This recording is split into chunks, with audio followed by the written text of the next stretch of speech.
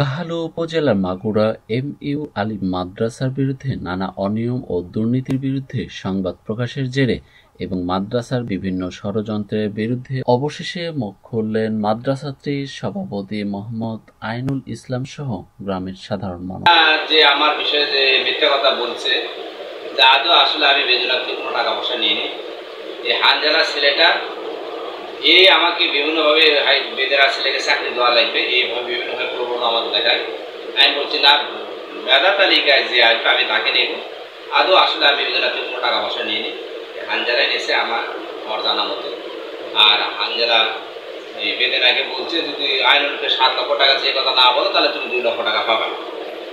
এইভাবে মিথ্যা অপবাদ আমাকে দিচ্ছে, আমি এর তীব্র নিন্দা জানাচ্ছি। আর মাদ্রাসার এই কম্পিউটার চুরির ব্যাপারে হানজালা কম্পিউটার চুরি করে ধরা খায় নাই, এটা গ্রামের লোক সবাই জানে। ধরা খায়, ধরা তাকে থানায় ধরে নিয়ে আসে। এই ছেলে একটা রংপুর মাদক ব্যবসায়ী, কিছুদিন আগে মাদক ব্যবসায়ী তার মেয়ে সব ধরা পড়ে 6 মাস হাজত কেটে আসে।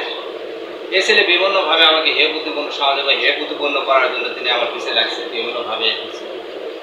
আমি আর নিয়োগের ব্যাপারে আমার মানে গ্রামের 2 ছেলে, শিক্ষিত 2 ছেলে যে কথা বলছে, সারিয়া যে বলছে যে এই সভাপতি সাহেব নিজস্ব ম্যাগাজিন করে এখানে নিয়োগ দিচ্ছে। আসলে আমার আগে সভাপতি ছিলেন আমার শ্রদ্ধাভাজন বড় ভাই আল্লাহ হাফিজুর রহমান বাদশা। উনি 2021 সালে পরতা ইভিনিং পত্রিকায় বিজ্ঞপ্তি দেয়।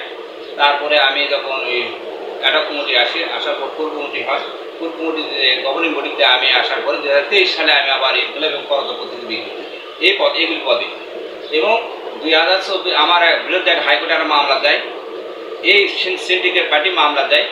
আমি যাতে সুষ্ঠুভাবে মাদ্রাসার উন্নয়ন কাজ পরিচালনা না করতে পারি এই জন্য তারা আমাকে মামলা দিয়ে হে প্রতিমূল্যভাবে বিভিন্নভাবে আমাকে হাইকোর্টে করছে। এরাই মামলা করছে, আবার আমার সাথে এরাই আবার আপোষ মীমাংসা করছে। আসলে আপোষ মীমাংসাটা কী দিয়ে হয়েছে এটা গ্রামের মানুষ, এলাকার মানুষ জানা দরকার। তারা কি মামলা করলো কি জন্য, আপোষ করলো কি জন্য, কি কারণে হয়েছে, টাকা নিছে না কি নিছে, এটা আসলে তাদের কাছে প্রশ্ন হলো। আমার এই 24 সালে যখন আমি 30 দিনে আমার রায় হয়, আমি 4 তারিখে মিটিং করি, ফেব্রুয়ারি মিটিং করে আমি দৈনিক চাকরি বাজার এবং দৈনিক জাতীয় পত্রিকা বাংলাদেশ বুলেটিনে বিজ্ঞপ্তি দিই।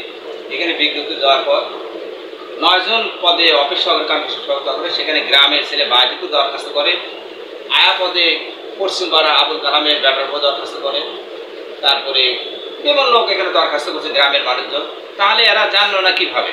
আর ফেরোজ বললো যে এখানে যে নিয়োগ হয়েছে, আমার এক ছোট ভাই ফেরোজ বললো যে এখানে নিয়োগ হয়েছে আর তারা নাকি জয়েন করছে, আমি জানি না প্রপারলি একটা বাণিজ্য নিয়োগ বাণিজ্য হচ্ছে। আসলে নিয়োগ বাণিজ্য কোথায় হয়েছে আমি তো নিজে বুঝতে পারছি না। আসলে ও থাকে ঢাকাতে, ওই কেমন করে জানবে যে নিয়োগ বিজ্ঞপ্তি প্রকাশ হয়েছে কি হয়েছে? ও তো পত্রিকা দেখতো, তাহলে তো জানতো। পত্রিকা জানা না, আসে না, হঠাৎ করে একটা কথা বলে আমাকে সামাজিকভাবে হেয়প্রতিপন্ন করছে। আমি এর তীব্র প্রতিবাদ এবং নিন্দা জানাচ্ছি। আমার গ্রামের লোকজনদের শুনবেন আপনারা, আমি আদৌ মানুষের কাছ থেকে কোনো টাকা পয়সা গ্রহণ করি না। কেউ যদি প্রমাণ দিতে পারে আমি অবশ্যই এর শাস্তি গ্রহণ করবো। আর আমাকে যে সামাজিকভাবে হেয় প্রতিপন্ন করছে, টাকার ব্যবসায় এই ব্যবসায় মিথ্যা কথা বলছে, আমি এই জন্যে ওনাদের বিরুদ্ধে ঈদের পর্বটা মামলার প্রস্তুতি নিতে, ঈদের পর্বটা আমি মানহানি মামলা করার জন্য প্রস্তুতি করবো। এই যে বাইজিদকে নিতে হবে, না নিলে আপনি নিয়ে করতে পারবেন না। আমি বলছি যে গ্রামের ছেলে আমরা চেষ্টা করবো, তবে আমি তোমাকে কোনো কথা দিতে পারবো না। বিভিন্নভাবে আমাকে বলে 10 লাখ টাকা নেন, 12 লাখ টাকা, আমি না, কোনো টাকা আমি নেব না। আমার টাকার কোনো দরকার নাই। আমার মাদ্রাসার উন্নয়নের জন্য যা তুমি কিছু করতে পারো সেটা সবার মাধ্যমে, আমার মাধ্যমে না। ম্যানেজিং কমিটি গভর্নিং কমিটির সদস্য থাকবে, প্লাস আমার ভারপ্রাপ্ত অধ্যক্ষ থাকবে, শিক্ষক প্রতিনিধি থাকবে, সবার মাধ্যমে মাদ্রাসার উন্নয়ন কিছু করতে হয়। মাদ্রাসার উন্নয়নে আমি এখানে কোনো টাকা পয়সা গ্রহণ করি। আমার বিরুদ্ধে যে বিবৃতিটা দিয়েছে, মিথ্যা কথা বলছে, সারিয়া হানজালাক নিয়ে এই অফিস সহকারী কাম হিসেবে সহকারী পদে উনি দরখাস্ত করবে করার জন্য।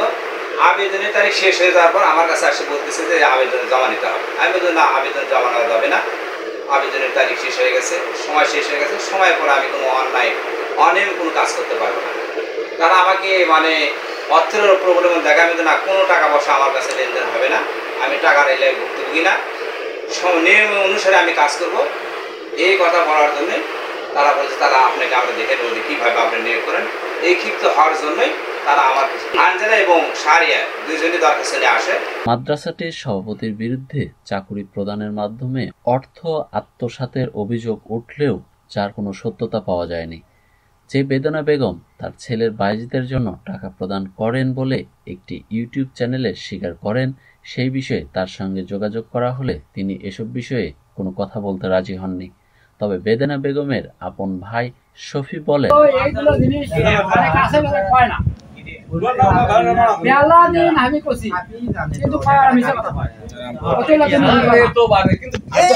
আমি তোমাকে তখন বলছি বাবা তুই ভালো করে কর, তোর ওই টাকাটা যেটা নিয়ে যাচ্ছে কে কে গেছিল তোর বাড়ি?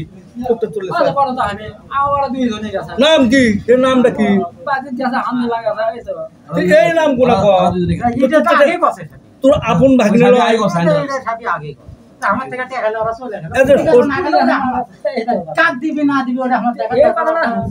পশুদের হলো আপন ভাই আপন ভাসছে 70 লাখ দিল না 20 লাখ দিল না 1 লাখ।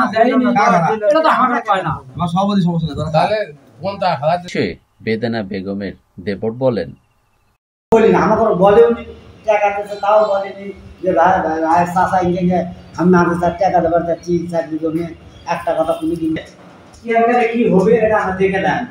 অবশ্যই হলে হামদালা ক্লিয়া দেবো, হামদালা আমাদের তাকে দিয়ে দেবো। আজকে হামদালার পেছনে আমরা কাটতে কাটতে আমাদের কত অর্থ নেমে যাচ্ছে।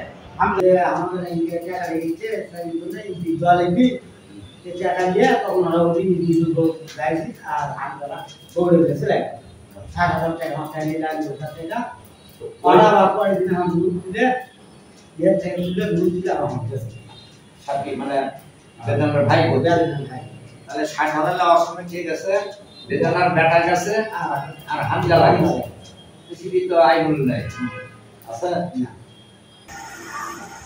যে ছেলেটা নিয়ে গোটাটা গ্রামের মানুষ, কিশোর সমাজটা খুব আতঙ্কিত। তাই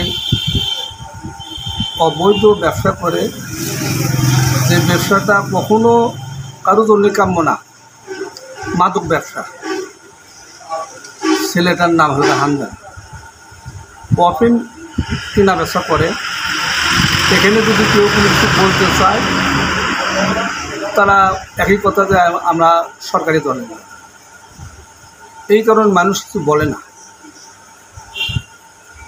এই বিষয়টা নিয়ে গোটাটা গ্রামের মানুষ এত মনের দিক থেকে তারা ক্ষিপ্ত, মানে সর্বক্ষণের জন্য তাকে ঘৃণার। এখানেই শেষ নয়, হানজালা নামের ব্যক্তির বিরুদ্ধে বিভিন্ন অসামাজিক কাজেরও তথ্য উঠে এসেছে প্রতিবেদনে।